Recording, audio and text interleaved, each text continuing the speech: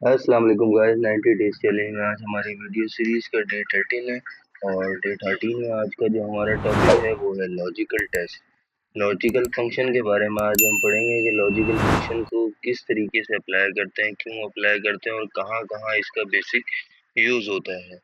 तो हमारे पास सबसे पहले लॉजिकल टेस्ट कहते किसे हैं। लॉजिकल टेस्ट जो हमारे पास कहते हैं कि हमारे पास कोई भी वैल्यूज के दरमियान में जो भी एक कंपैरेटिव ऑपरेटर इस्तेमाल हो रहा था, जैसे यहाँ पे equal to, greater than, less than, not equal यानी greater than, less than, greater than और इक्वल टू। तो ये हमारे कंपैरेटिव जो होते हैं ये हमारे कहलाते हैं कंपैरेटिव ऑपरेटर्स, ये कहलाते हैं लॉजिकल टेक्स्ट। यानी कि हम कोई भी वैल्यूज के अंदर इसको अगर बीच के अंदर अप्लाई करते हैं, यानी जैसे कि मैंने अभी यहाँ पे दो वैल्यूज दी हुई है उसके बीच में इक्वल टू लगाया हुआ है, यहाँ पे भी दो वैल्यूज दी हुई है उसके बीच में भी मैंने ग्रेटर देन लेस देन का साइन लगवाया यानी नॉट इक्वल का लगाया हुआ है। तो इसका हमारे पास जो है वो लॉजिकल आंसर क्या आएगा एक्सेल के अंदर, तो इसको हम सीखेंगे। तो काइंडली वीडियो को कंप्लीट वॉच करिएगा। अच्छा तो गाइस सबसे पहले हमारे पास है इक्वल टू। तो इक्वल टू के लिए हम सबसे पहले जो है वो इक्वल टू लगाएंगे और नंबर वन वैल्यू को सिलेक्ट करेंगे, देन इक्वल टू लगाएंगे और नंबर टू वैल्यू को सिलेक्ट करेंगे। अब इसका जो हमारे पास आंसर आया है ये आया है फॉल्स। तो यानी ये दोनों वैल्यूज जो हैं वो एक दूसरे के बराबर नहीं है। ठीक है, अब दूसरी वाली वैल्यू के निकालते हैं, यानी ग्रेटर देन और लेस देन यानी जो भी नॉट इक्वल है। और सबसे पहले इक्वल टू लगा के, ठीक है, फिर ये वाली वैल्यू को सिलेक्ट करेंगे, फिर हम ग्रेटर देन लेस देन का साइन अप्लाई करेंगे, उसके बाद फिर अपनी दूसरी वैल्यू सिलेक्ट करेंगे और यहाँ पे एंटर कर देंगे। तो हमारे पास ये ट्रू आ गई कि भाई ये दोनों हमारी इक्वल वैल्यू एक दूसरे के नहीं है, यानी ये नॉट इक्वल है। तो इसका मतलब है कि इसका जो आंसर आ रहा है वो सही आ रहा है कि ये दोनों एक दूसरे के इक्वल नहीं है। दूसरी वैल्यू है हमारे पास ग्रेटर देन।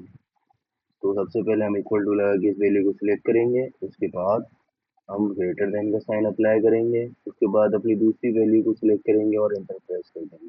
तो यहाँ पे हमारे पास आ गया फॉल्स, यानी ये कि ये जो 25 है ये 45 से बड़ा नहीं है। तो यहाँ पे क्या आया फॉल्स। अब जो चौथी वैल्यू को निकालेंगे, अब इक्वल टू लिख के तो अपनी पहली वैल्यू को सिलेक्ट करेंगे, उसके बाद लेस देन का साइन लगाएंगे, उसके बाद अपनी दूसरी वैल्यू सिलेक्ट करेंगे और यहाँ पे आ जाएगा ट्रू।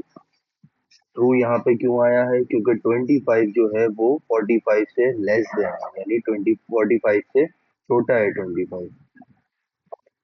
तो अपनी अगली वैल्यू निकालेंगे, सबसे पहले अपने इसको सिलेक्ट करेंगे, ग्रेटर देन का साइन लगाएंगे और इक्वल टू का साइन।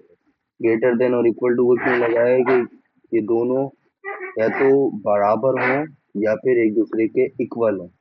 लेकिन ये दोनों वैल्यूज हमें नजर आ रहा है ना ही तो एक दूसरे के बराबर है और ना ही एक दूसरे से बड़ी जरूर है। ठीक है, तो फिर वही हम अपनी दूसरी वैल्यू सिलेक्ट करेंगे और एंटर प्रेस कर देंगे। तो यहाँ आ गया फॉल्स कि भाई 25 जो है वो 45 से बड़ा नहीं है, वो छोटा है।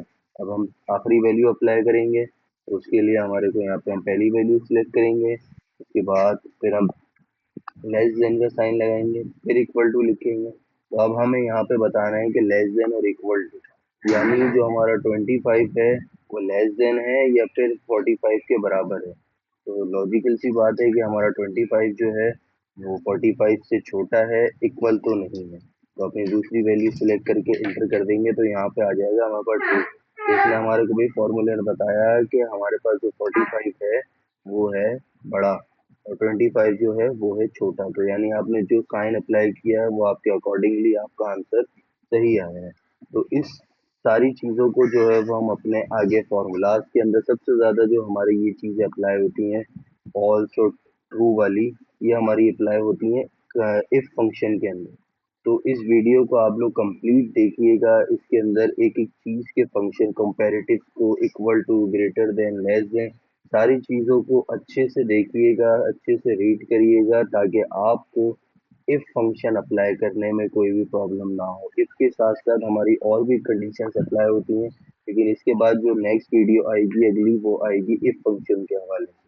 तो इसको अच्छे से रीड करिएगा, इसके अंदर और भी कुछ चीज़ें करने की कोशिश करिएगा जिस तरीके से मैंने सिखाई है। तो आपको नई नई चीज़ें और भी पता लगेंगी और इसके अकॉर्डिंगली आप जो है वो अपने एक्सेल स्किल्स को बेसिक टू एडवांस अच्छा बना लेंगे और हर फॉर्मूले को अच्छे तरीके से अप्लाई करना सीखेंगे। जितने अच्छे से आप फॉर्मूले को अप्लाई करते रहेंगे बार बार, तो उतनी आपकी प्रैक्टिस अच्छी होती रहेगी और आपका फॉर्मूला जो है वो पक्का होता रहेगा। तो गाइस अब नेक्स्ट वीडियो का इंतज़ार करिए, उसके अंदर हम इंशाल्लाह इस फंक्शन के बारे में पढ़ेंगे और इस लॉजिकल टेस्ट को कहाँ अप्लाई करते हैं उसके बारे में भी बताएंगे। तो गाइस मिलते हैं नेक्स्ट वीडियो में। अल्लाह हाफिज़। वीडियो पसंद आई हो तो वीडियो को लाइक शेयर फॉलो सब्सक्राइब करना मत भूलिए।